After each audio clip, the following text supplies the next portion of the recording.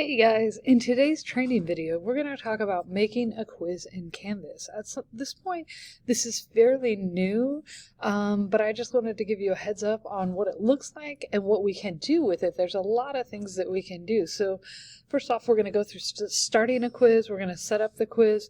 We're going to add some questions and answers. I do love that you can add subscripts and superscripts in here.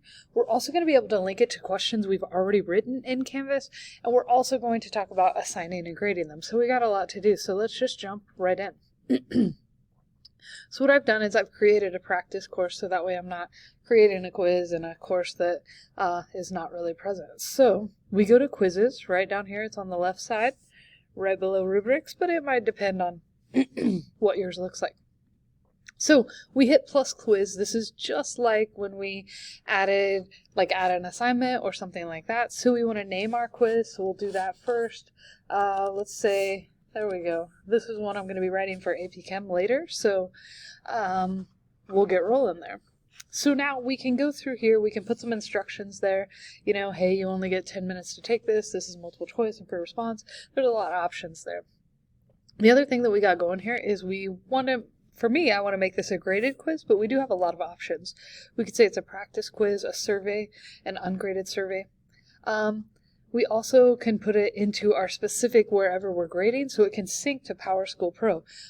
Since I don't have anything set up in here right now, it's just defaulting to assignments, but you could put it in your homework and assignments. You could make it as a test and do it that way. Sync to PowerSchool, yep. You can also do shuffling your answers. These are all pretty self-explanatory. I do like the time limit, especially for my AP classes. I like to put a little time limit on there. I also like them to be able to see the correct answers at a certain time because maybe they take it at different times, and so I don't want them to see the correct answers until after everybody has taken the quiz. Access code, assign it, that looks exactly like a kind of an assignment, so that's not very different. So if we go to questions here, there's a couple of ways that we can do this. We can either add a new question, and we have a ton of options under here. First off, this question right up here, that's just kind of something you see. The students do not see that, so you can name that whatever you want. So you could say this is just a simple question, right, just for right now. Look at all these options that we can have here. Fill in the blank, fill in multiple blanks, multiple choice, multiple answers, multiple drop downs, matching, numerical answer, which I think is really pretty cool. So let's go ahead and do that right here. What is 2 plus 2? So if we do that right there, we can say that our answer has to be an exact answer. We could say it's within a range, have some precision there. I'm going to say it's an exact answer of 4 and no error margin. So there's no error margin. If we had multiple answers that they could come up with, we could do that, but I'm going to delete these out because I only want one chance right there. So I'm going to say update question. So I've got that.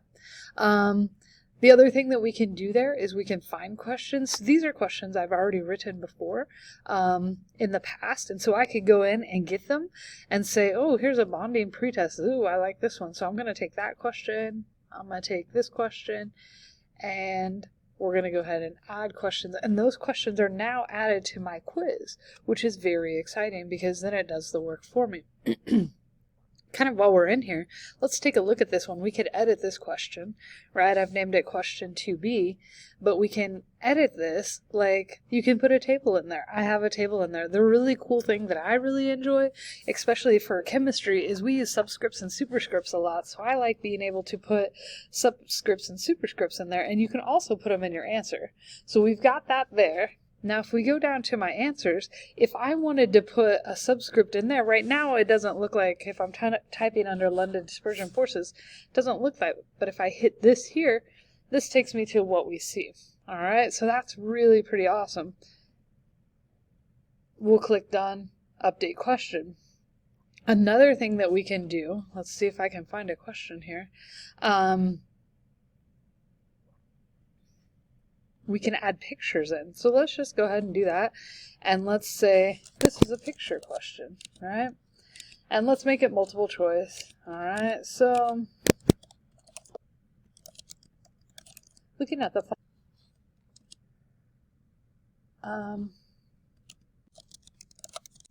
So we've got that. So we've got our question written, and this is where we can upload and embed an image. So we can go get an image here, and we can go right here to Canvas and see like some course files, and I want to upload it from my computer. So we have some shots here.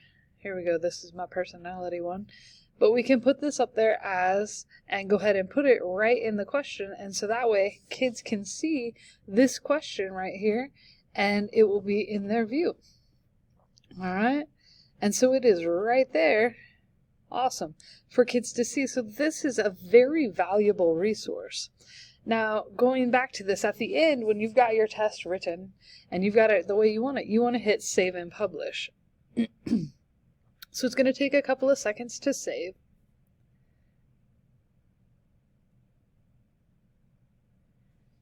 All right. Give it some time.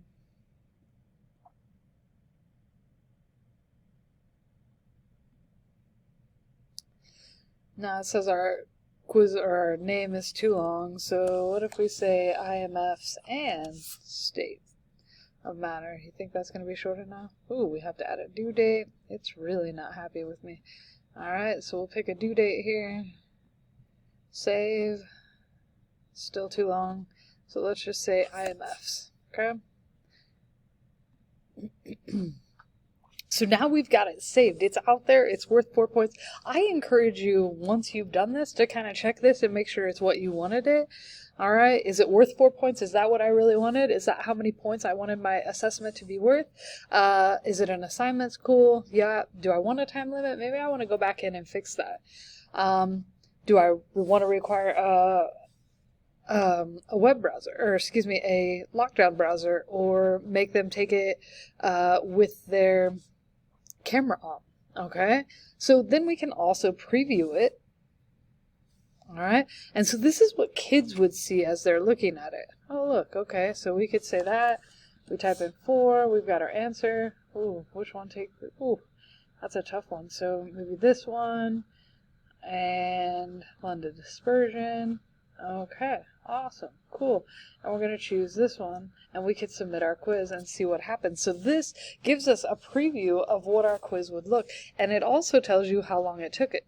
The reason I love this is because it grades it for you. You don't even have to go back in and grade it, unless, like, if you're doing multiple choice, it works that way. If you have some free response, you'll have to go back in and grade it, but it'll grade the multiple choice for you, which I think is awesome. So I hope this helps. I hope you spend a little time messing around with it, because once you get it in there, it's in there forever, and so you can always pick and choose the questions once you've put them in there. So this will be very helpful. If you need any help, come see me.